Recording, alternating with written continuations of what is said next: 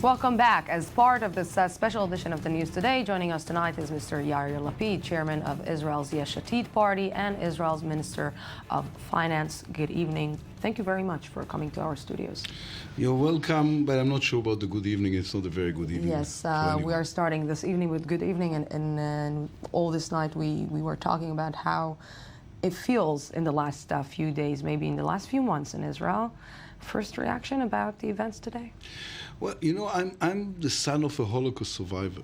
And for me, the pictures of Jews in the praying shawls, lying dead and blooded, is bringing back very bad associations. The fact that in the Free State of Israel, Jews are slaughtered this way by animals is unthinkable and despicable, and it's a very sad day for us all. You know, we heard a lot of voices today from all the politicians from all over the Israeli political map. Most of the voices that we heard is blaming MAHMOUD Abbas, the president of the Palestinian Authority. Is it the correct way right now to each and every time that something like that happens to point the finger towards the Palestinian president and to say, you're the one to blame, you need to take responsibility, especially when we know that the situation is so volatile?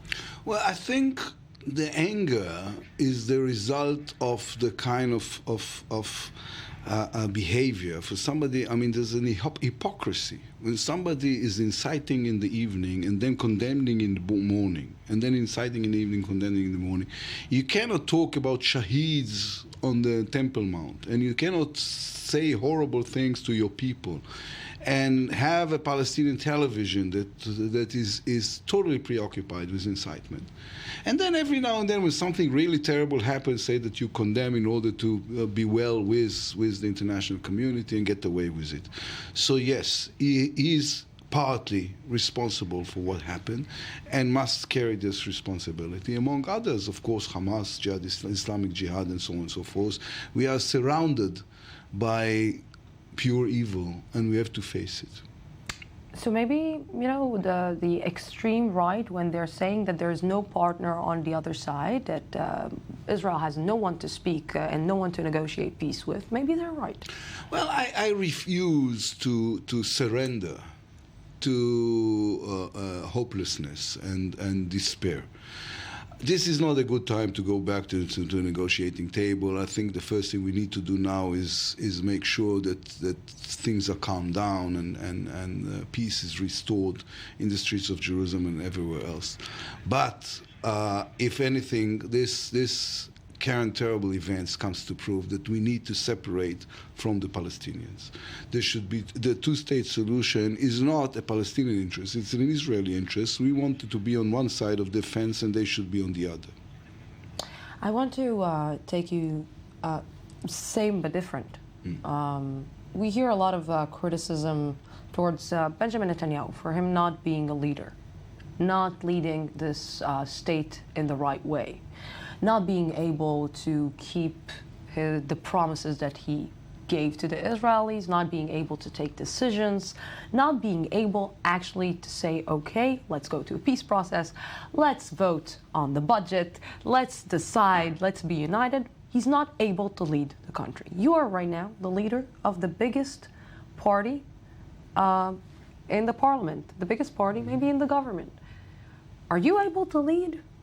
I'm not going to do neither things in a day like this. I'm not going to grade grades for the Prime Minister. I sit in his government. It's more functional than people tend to think. It is facing some very difficult tasks that we have to face together. But you have right now a lot of power. And I'm not going to engage into the kind of, I totally understand why you're asking the question, but I'm not going to engage myself into this kind of petty politics in a day like this. I want to try to get an answer from you again about, you know, this is a day where we are starting to ask if we will see any political horizon, any peace negotiation in the horizon, any diplomatic solution to this to this crisis that we're in. And the government, for a long, long time, decided to put aside the Palestinian-Israeli conflict, to be occupied with something else. It was the targets almost of all the parties when they got into this government. Nobody really actually talked about the peace process. Everybody talked about economy. Everybody talked about the really big problems that we have in Israel, but not really putting the peace negotiation on the table and saying this is the core issue, because solving the Palestinian-Israeli conflict is solving Israel's economy problems also, is making people, taking Israel out of boycotts all around the world, isolation, diplomatic isolation.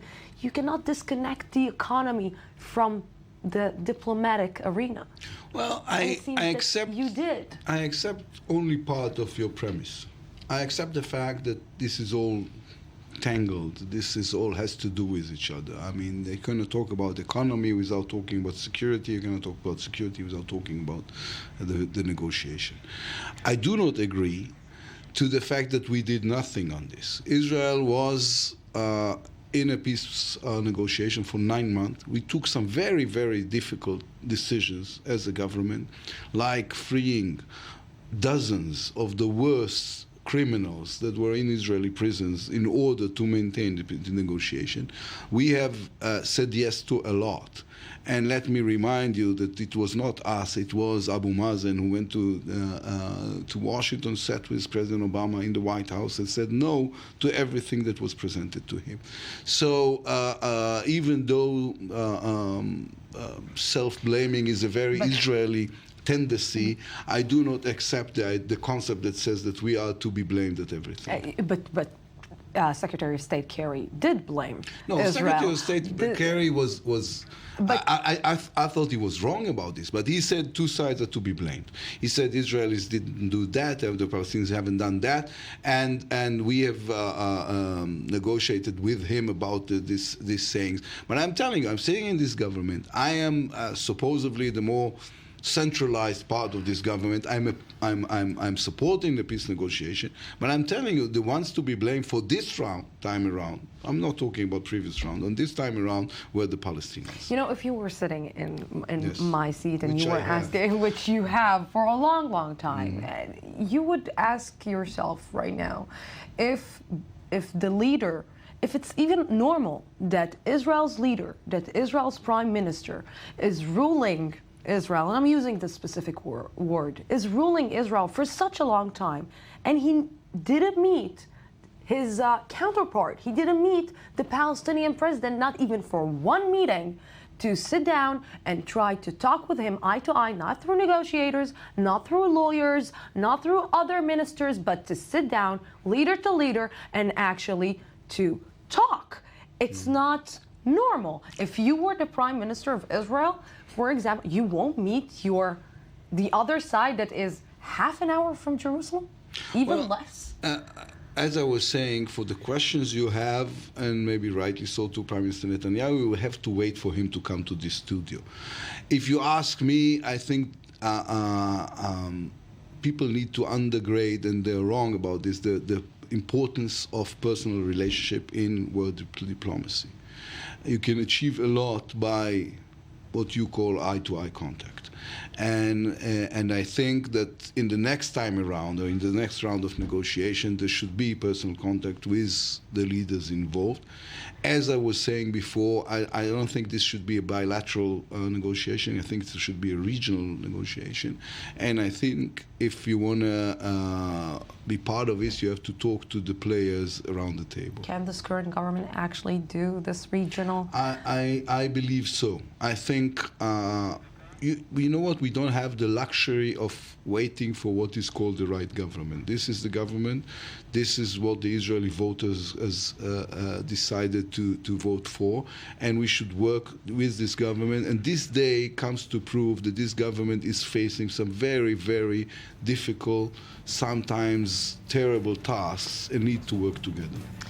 I couldn't imagine you not being the finance minister of Israel, but maybe the foreign minister of Israel. But maybe it could have worked and we could have solved some better I'm things. actually satisfied with the job I have because it gives me the opportunity to influence some things I care about.